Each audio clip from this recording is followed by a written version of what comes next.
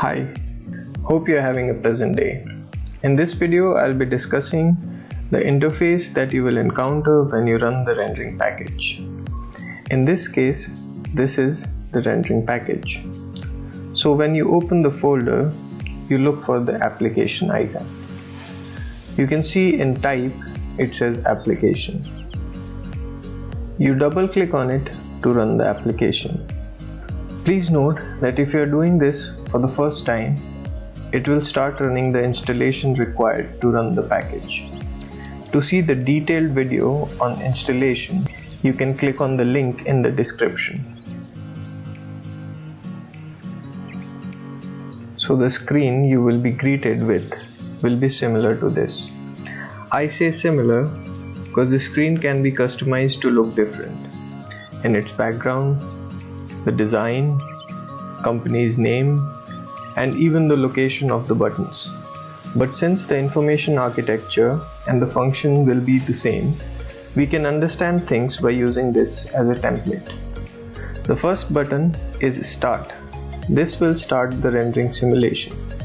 Depending on certain packages, there can be two start buttons. Start daytime for daytime render and start nighttime for nighttime render. After start comes the how to navigate button.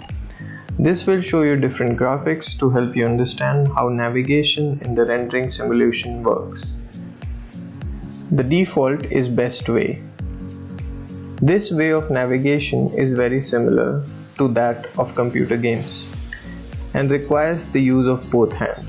You use W to move forward, S to move backwards, A to move left, and D to move right.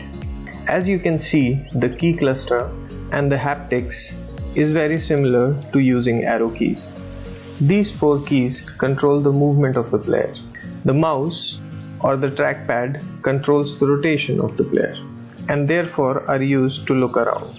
In the simulation, you can see we can press W to move forward, S to move backwards, A to move left, D to move right, and we can use the mouse or the trackpad to look around. We can use the combination to reach different places very quickly.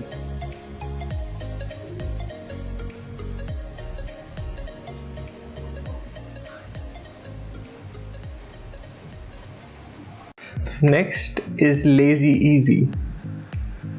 The reason it is called lazy is because it takes more time to reach different places using this method, and easy because it can be done using just one hand. It just uses the four arrow keys on the keyboard. The up arrow is to move forward, the down arrow is to move backwards. These two control the movement of the player.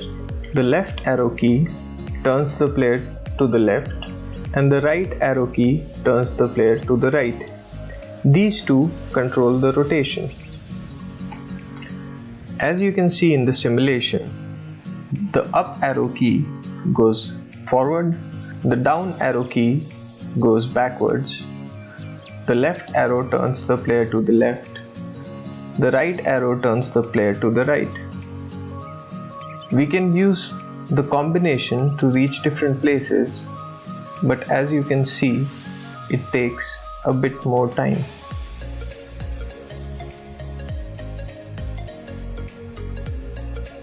The action shows you how to perform an action that might be integrated in the package. You do this by right-clicking on the mouse or the trackpad.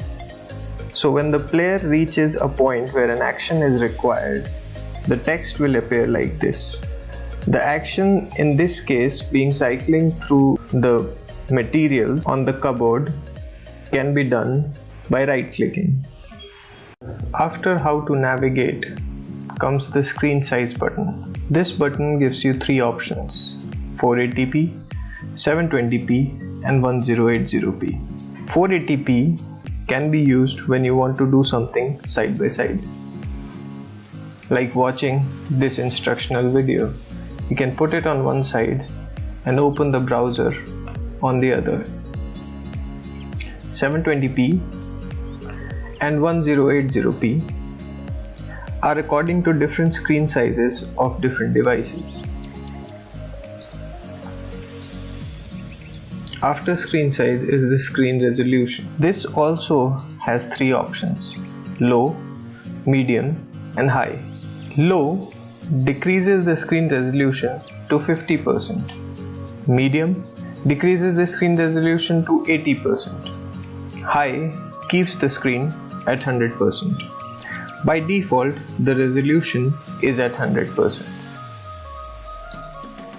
Please note that both the screen size and the screen resolution are provided for a better scalability. So even if you are viewing the rendering package on a machine with low graphics card or low RAM, you can reduce the screen size and you can reduce the screen resolution. By doing so, you can run the package smoothly on any machine. You can see on the bottom right a small instruction. You can press escape to quit the simulation, or you can press M to go back to the menu. And the last button, quit, will quit the application. Thank you for your time. Hope this video was helpful.